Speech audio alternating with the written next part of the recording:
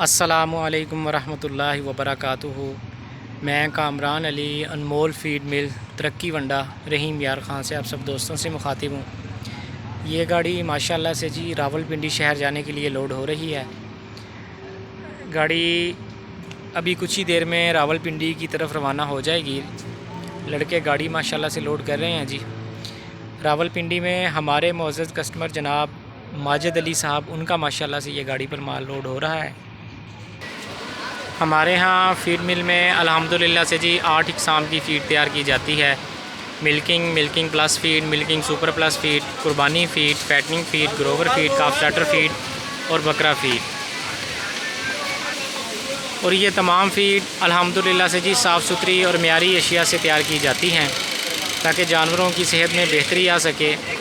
इसके अलावा हमारे यहाँ फ़ीड मिल में अल्हम्दुलिल्लाह से जी फ़ीड मिल में अल्हम्दुलिल्लाह से जी अनमोल सुपर प्लस हाज़मा मसाला जानवरों के लिए तैयार किया जाता है, जो कि जानवरों के निज़ाम में बेहतरी लाता है, जिसमें 45 से ज़ायद कुदरती अज्जा शामिल किए गए हैं।